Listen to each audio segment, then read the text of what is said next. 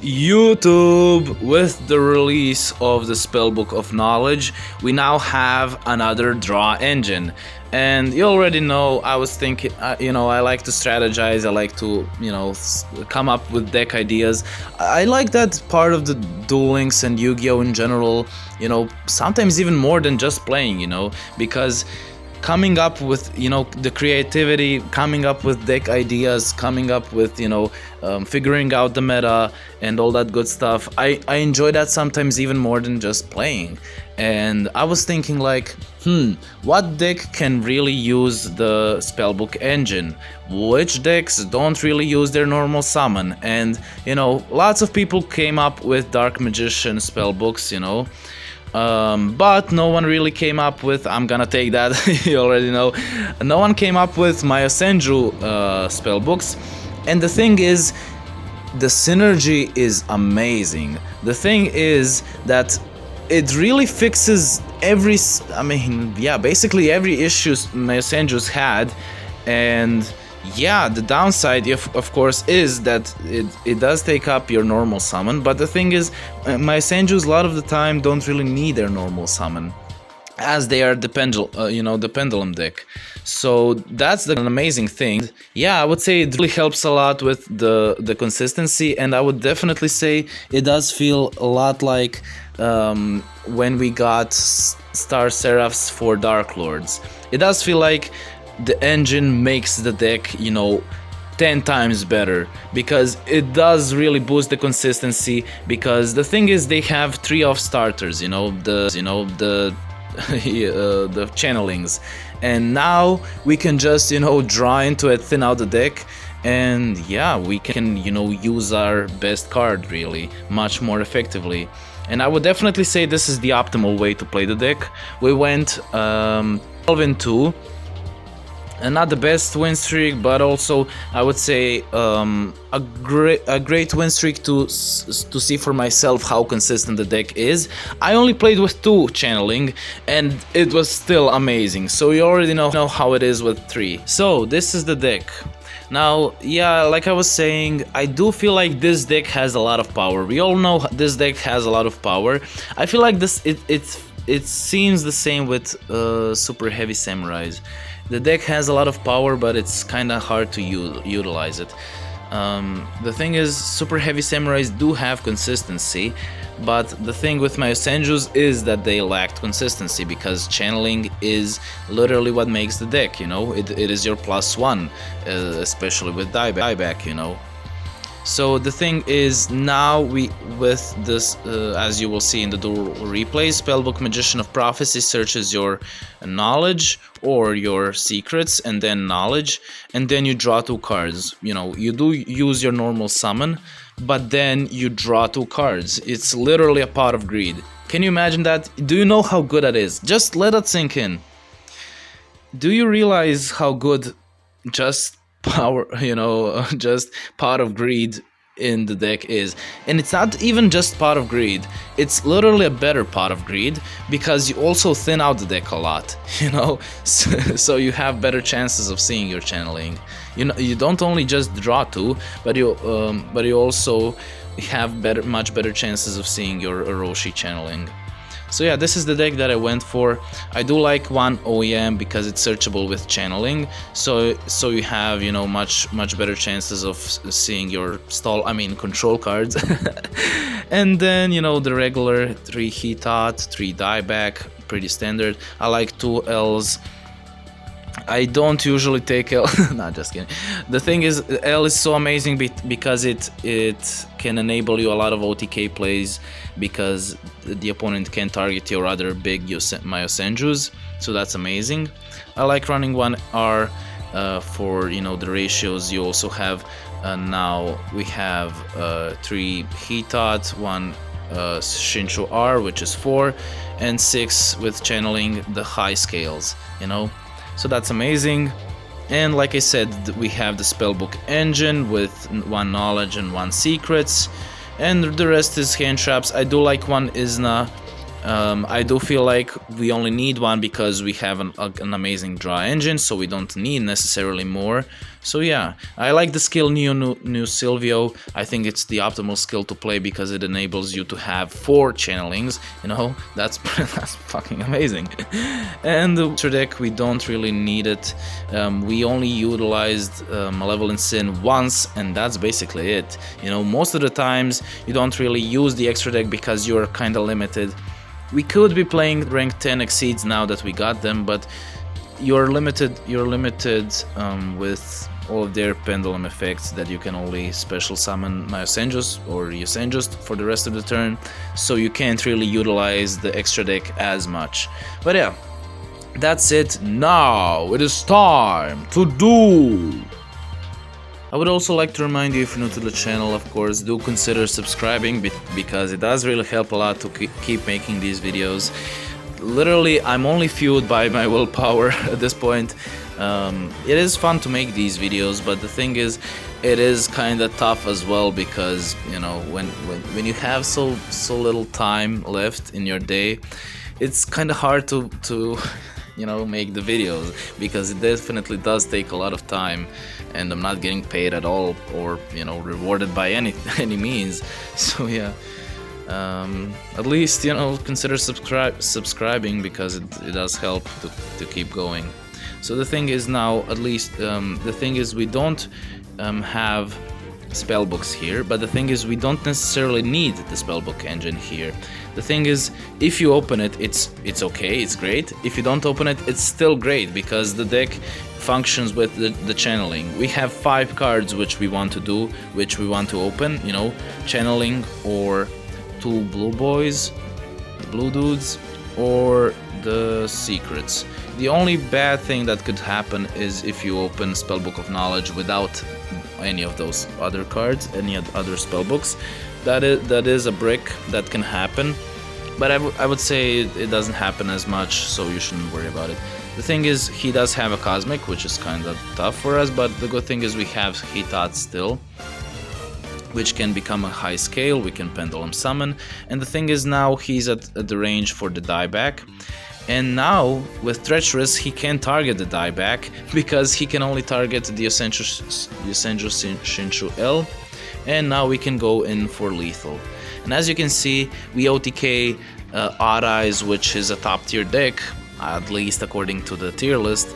I'm not so sure how good the deck is. I'm not the biggest fan of Odd Eyes, how, you know, but at least, yeah, we can showcase here the deck in general, how good it is now with channeling. I didn't revisit the deck with the channeling now, so I'm not only trying to showcase the spellbooks, I'm also trying to showcase the channeling and how good it is. And it's amazing, you know, just set the pendulum scales so you can, you know, go in with the big boys. And yeah, I really like the Shinshu R because it does enable you a lot of OTK plays, like I said, because the opponent can target you. So yeah, that's amazing. I feel like this deck is very underrated. Like, no one is talking about it. I feel like most people don't realize how good the deck is, so that's why people aren't really talking about it. I feel like that's why I mentioned Dark Lord Star Seraphs. The thing is, the deck was, you know, tier 1, and no one knew about the deck until the KC Cup. You know, so the thing is, I feel like it's a bit similar here because no one really knows about the deck, so no one knows. It's a secret tier 1, you know. I'm not saying this is a tier 1 deck, but I do think this is meta worthy. Definitely meta worthy. I think it has a lot of good matchups in the meta. I think it's very powerful. It has a great grind game. It has a great OTK potential. You know, everything you want from the deck. So this is the thing you want to usually do with the Spellbook Magician of Prophecy or the Blue Boy. You search for the secrets, search for the knowledge, and look how much we thinned out the deck. And we drew cards. So we're at 14 cards left in the deck, 12 actually, because two of them are from the skill.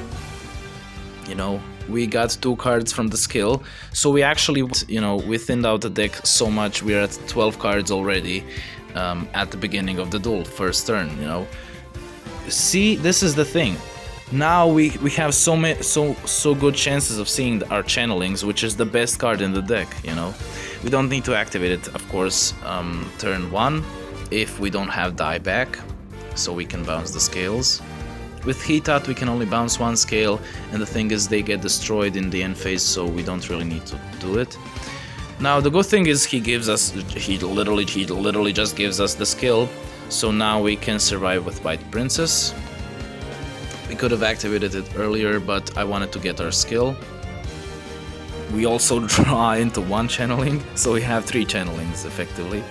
Shinchu can go in, channeling can search for the dieback, and we have game here. Should have game here at least. Let's see what we decide to do. So yeah, I guess we didn't decide to go for game here, I guess. A kind of weird decision to return the Shinchu R, because now we can't protect ourselves from targeting. We can bounce the whole board. We do decide to bounce our own scales as well, so we can have the, you know, so we can go in next turn. I think this was a bit risky because now we are chilling at 2 monsters, which is you know, pretty scary, especially because we don't have yeah, we're chilling at 3 monsters, so I guess it's fine. Okay, maybe 2. I'm forgetting. Yeah, we're chilling at 2 cards, at 2 monsters, which can be scary because he can OTK, but luckily for us, he doesn't have enough cards to OTK, it seems. But yeah, I think maybe it was the play to remain with the Shinchu L, because he couldn't target us, and maybe we could have OTK'd somehow. So yeah, but still we will be taking those, you know. It is what it is. We didn't draw. Also, we didn't have the best luck because we had a blue boy, which basically effectively means we're not part of greeding, but we're just thinning out the deck. But it's still amazing. Even if you don't part of, this is the thing. Even if you don't part of greed, you're still at least thinning out the deck, which is amazing. You know. Sorry if I sound a bit tired. It's because I am, and I'm also a little hangover. A bit drunk as well. I'm just kidding. Maybe cocaine. But yeah, I think the deck is amazing. I think it's incredibly underrated, and I also think I'm gonna get the credits when people discover this deck. Let's go. Curry best deck, you already know. So yeah, this is the thing with the secrets. We search for the prophecy dude, we search for the knowledge. This is the combo, this is the engine. Even better than the Star Seraph engine. We draw into our channeling, you know, of course. We can set up the scales, and with dieback we can bounce them both, so we can, you know, return them. And with, unfortunately, yeah, with Izna we can't draw in because we used up our normal summon, but we are protected with the Kytroid for the next turn, and potentially we can OTK the turn afterwards. So this is the Galaxy Eyes. I would say Galaxy Eyes is also potentially a meta-worthy deck. Do have Negate, which can be unfortunate. Good for us, he gives us the skill. Not only good for us, amazing for us. He does have 3 back row, but the thing is, with Izna and Shinchu L, we are kinda chilling completely. So here is the MST. But the thing is, we don't lose to an MST, we can still keep going with the Heatout. And with the skill, even if he did have another MST or something, we could still go in. So now that we set up the scales, we can assume he doesn't have another MST, so we can search for the dieback. This is the thing, you want to check, you want to set up the scales. Of course they can bluff, they can, you know, they can they can play around the skills, so they can MST later. But the thing is, people don't usually do it, and they will, if he had an MST, he would use it already. So now we can just go in. He can negate with the Photon Lord, but we don't really care because even if we don't OTK, we got OTK next turn. We can bounce the whole board. Let's see if he has anything. He does have a book, so he's gonna survive, but book. So he's gonna survive, but yeah, we can just do it next turn. And look at the resources we have at this point. Look at the resources, you know. We have the complete scale, you know, we have the scales for the next turn. We have Kytroid even to protect ourselves, 2 monsters on the board, and he's at 3 cards and 1000 life points. So yeah, I think this showcased very well, how good the deck is. You know, a bit of going on, but not even close enough, I'd say, to challenge us really. He can go into the Photon Lord again, goes into defense, fine for us, you know, we're completely chilling.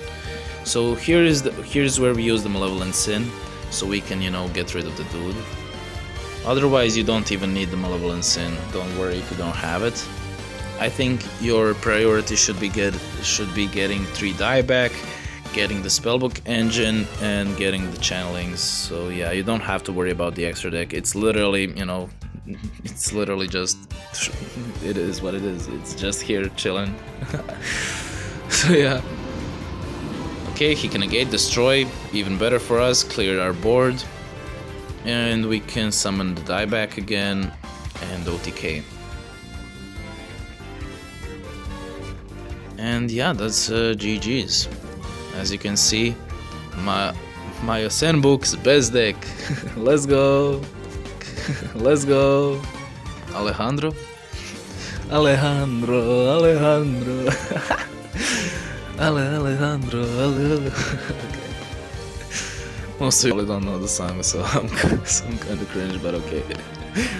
But anyways, yeah, the thing is we can open, you know, hands like this, which can be unfortunate, but the thing is, if you're playing an Optilist with 3 channelings, the chances of, you know, opening 6 cards are amazing. You know, you basically have the same chances of, you know, the same consistency like DDDs, which is the best deck because it is so consistent. So he can make the Spider Shark, we don't really care because we can bounce it, we can play around it. Of course he top decks Diva, of course you top deck Diva. I don't know, he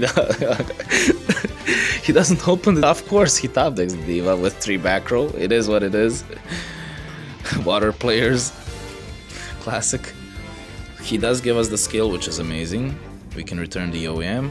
OEM. We can just spawn our best card. We can set up the scales. Let's see any MSTs. Of course he does. Classic. Of course. We can now set up the Heatot. Another MST. He does Dweller, which can pop one of our scales. The thing is, against meta decks, I don't think you should worry like that, because here, of course, he could have another MST, he could have infantry to pop, but the thing is, against Burning Abyss, for an example, against Odd Eyes, against DDDs, they shouldn't have as many pops, you know, they should have other disruptions. The thing is, this deck does very well against other disruptions like Book of Moon, like, you know, Floodgates and all that good stuff, you know. So now we can Pendulum Summon at least with dieback the dude. We can summon the Izna, draw a card. This is so amazing, Triumph of Prophecy, dude. And next turn we can just, you know, draw 2 cards. And with White Princess we are protected. First of all, we are protected. And second of all, next turn we can potentially, not potentially, we OTK. Because first of all, we have a literal Pot of Greed. We draw 1 more card. We have the scales set up, you know. This is so fucking amazing, bro. Like, if you don't think this is the best deck, okay, Burning Abyss, best deck, but this is second best deck, okay? Okay? Let's go. Also, I think I didn't mention, but I got King of Games with this deck. It's not that hard to get King of Games, but it's, I guess people care about it, you know, if you're not that confident in your deck, you know, seeing that the other person got the King of Games with it, it makes you probably more confident in your deck, you know. So the thing is here, this is the standard thing. You want to open channeling plus dieback, because you can bounce your both scales, and we literally just lost 1, you know. That's amazing. Of course, we didn't expect Metalfoes. If we did, we could have ended up with one of them dudes on the board. We should have probably, because they can potentially OTK through a Kytroid easily, It depends, of course, how they opened. And he did open, of course, very well with the Dark Factory of Mass Production, which gives him literally pot of greed of his own.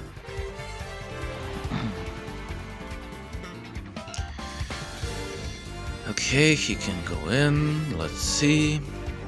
Steal in. Pendulum summon for 1, which is amazing. He normal summons the dude, okay. We can Kaitroid. He does give us a skill, which is amazing. He didn't play around it. And now we can go in. Of course, we also top deck the Spellbook dude. And just look at how good that is. Just look. It's literally with the secrets we go in for the knowledge. With the knowledge we literally draw 2 cards. And now we can go in. We also have the White Princess to survive next turn. Full Metalfoes fusion can be pretty tough for us because he does have a pop plus quick play yoink of our monster, which can be pretty tough, as you can see right now. But the thing is, he thought can still use up, you know, be a nice scale. With the skill, we can now go in with the channeling. Go on for another dieback. Pendulum summon for 3. Unfortunately, the thing is, unfortunately, they will usually pop the Shinshu R, because if they pop the L, we could, you know, pendulum summon the L, and they can't target us, you know, so we have an easy OTK. But yeah, now with Shinshu R, we are protected a little bit, but not the best. I do decide to set the Shinshu L. The thing is, you want to bounce it, first of all. You want to first time bounce it. Why? Because it gets destroyed if you don't, and now that we don't, it doesn't get destroyed. And the thing is, we are now protected. The Shinshu is protected with the L from you know, from destruction 1 time, so we can potentially have an easier time surviving this turn, because we didn't manage to OTK last turn. Of course, he is pretty lucky to get his Rescue Rabbit. Nice top deck, bro. Must be nice. Metalfoes fusion can go into the another Orichalc. Damn, bro, for real? Do they play double? I guess they do. He can pendulum summon 2. He can go on for the Metalfoes fusion. We are in a dangerous spot. I was afraid of this. If he bounces the Mithrilium, with the Mithrilium, the Shinshu R, we lose. We just lose because he has enough, you know, he has enough to OTK us. But the thing is, now because he didn't bounce the Shinshu R, we just have game. So yeah, he did throw, but at least, you know, it's a decent showcase of how good the deck is against another top tier deck, Metalfoes. But yeah, that's gonna be it. Hopefully you enjoyed the video. Hopefully you enjoyed the deck list. I think it's amazing. I think I'm definitely gonna be going for another channeling, so I can play this deck optimally. I do think this deck is top tier. I do think this deck, so I can play this deck optimally. I do think this deck is top tier. I do think this deck is meta worthy, as the time will tell, of course. But yeah, I'm glad to be, you know, the first one on the MAYOSENBOOKS train. And hopefully you can enjoy the deck for yourself if you get the cards and if you can play the deck. If you don't, of course, you can still play the pure Mayosenjus, but as you can see, it is definitely much less consistent. But yeah, that's gonna be it anyways. See you in the next one. Bye.